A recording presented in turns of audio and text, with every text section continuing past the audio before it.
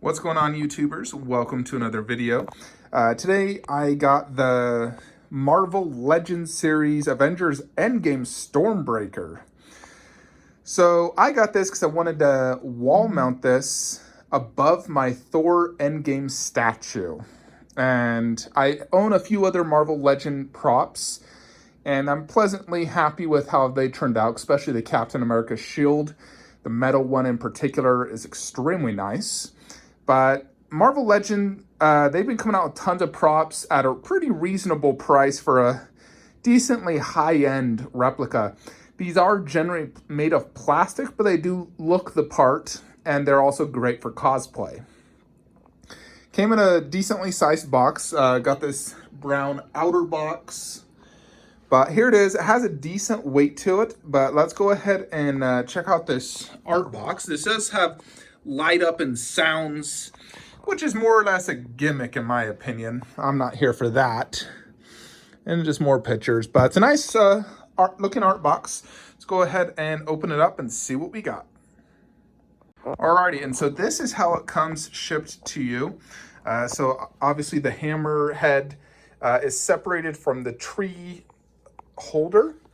It does have this little instruction pamphlet, which talks about the different features of this. So you can see that. Yeah, so this is where the battery compartment is. I'll test it out, and I guess it makes sound as you move it and if you press the button. So let's go ahead and get this out and get it set up. Alrighty, so we got it out of the box, and this is how it comes. So we're obviously going to put this giant metal rod into that. We're also going to put some batteries in that so we can see this gimmicky light up feature. But each of these does have like a good weight to it. It definitely doesn't feel stupid cheap and light. You know, it looks pretty good. I mean, it's obviously not, this isn't $1,000 prop replica. It's $150, but it does feel and look the part for sure. So let's get those batteries in and get it installed. Before we set it up, I did want to show you how you install the batteries. So you actually do remove this entire thing. It goes in. It was slightly difficult to get it off, but you remove this and it exposes the battery component. So it has a little screw swap to unscrew. It looks like it's about 3 AA's. Alrighty, folks, so I set it up. It does come in a particular way. It's grooved. But you press this little button right here, and this thing is just going off wildly. Check this out. So it's lighting up different colors, and if you swing it, this thing's actually quite heavy. It feels about 15 pounds, to be honest. And most of the light is going to be on the hammer side. But as you see, if you move it, makes these different hammer sounds. It's a pretty cool light up feature, I will say. This thing is definitely big though. You know, check this out. Let me set the camera down and swing it and hold it so you guys can gauge how big this is. Alrighty, folks. So let's check this out. So look at me holding this. So got to turn it on.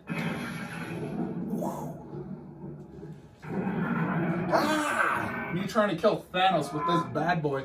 Look how big this is. This is huge. You know, this thing spinning around. It's like, goodness. Yeah, most of the light up is definitely in the hammer side, a little bit in the axe side. Give me the axe. Very, very cool. So we can wall mount this. But if you're gonna, you know, cosplay, go to a Comic-Con, this would definitely be a great one. Although it is, like I said, about 15 pounds. So this isn't meant for the weaker people who want to cosplay a Thor. You definitely want to be a warrior like myself.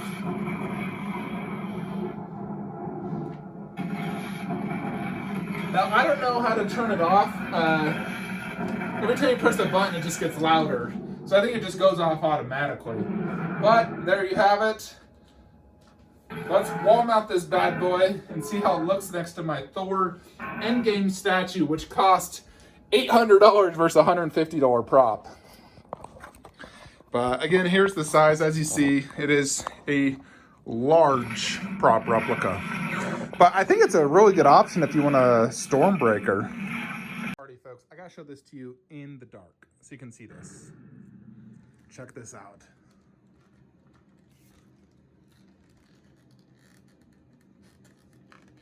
It actually does a pretty darn good job of lighting up everything.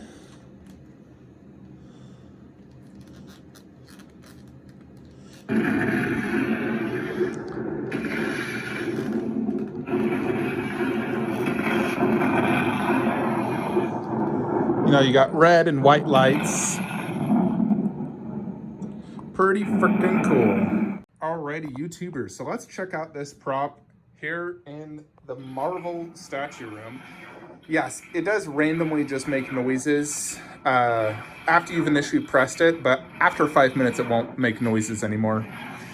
But I'm going to be wall mounting this right here. I just got to get a hook from Lowe's. I saw someone else did this on Amazon. They said it cost $5. So I'm going to head to Lowe's. I'm just going to measure this so I ensure I get the correct one. But I did want to show you some differences between like this and my Iron Studios, which is a super high-end collectible statue. You can see the difference.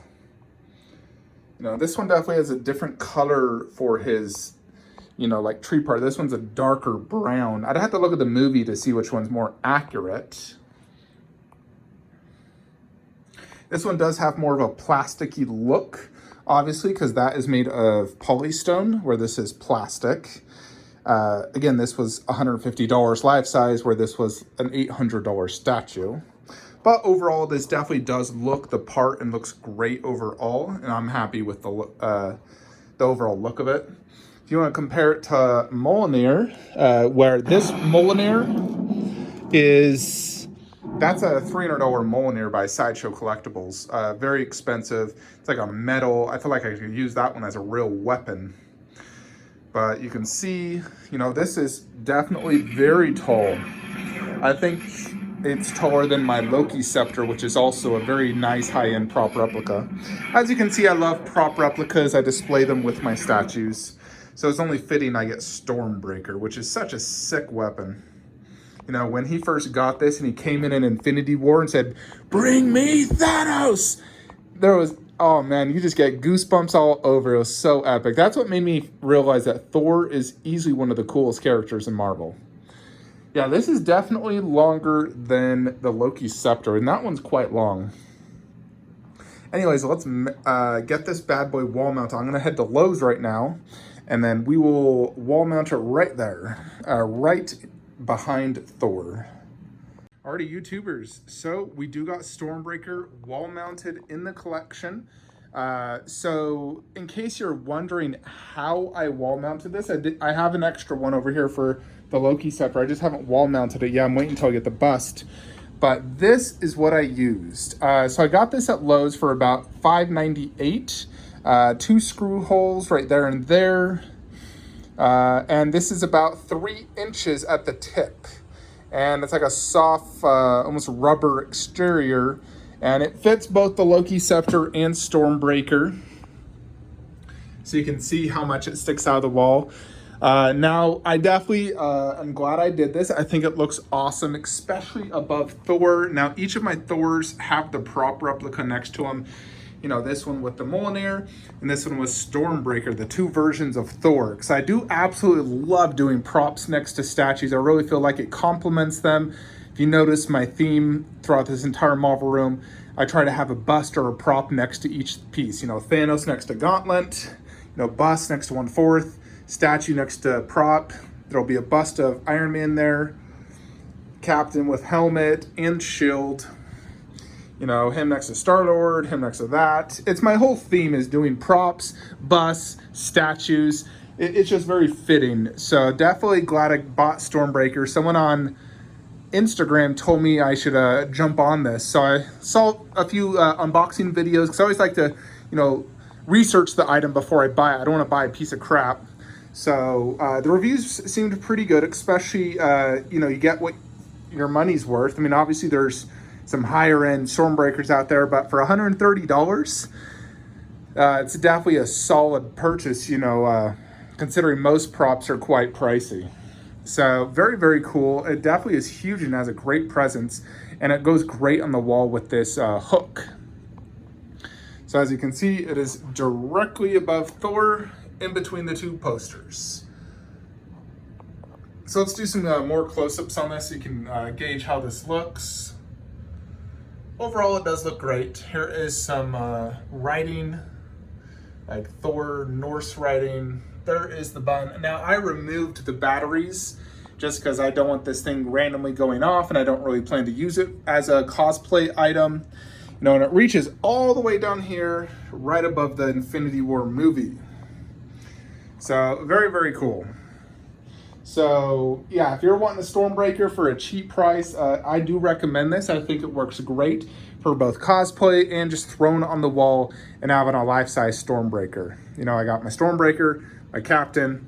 I will eventually wall mount this Loki scepter, although I may keep it there if it still looks good. I could even use it on a display riser, 2 display risers on each side and prop it up. I just want to be able to see it good. Ideally, I'd love to keep it on that stand, but if I can't, then I will wall mount it. I do have an extra hook for anything future I do want to wall mount, though, in this similar fashion, like if I need to wall mount a sword or whatever. Anyways, folks, I'm quite pleased with this purchase for $130 off Amazon. Let me know your thoughts and comments below. Like, comment, subscribe. Have a great day.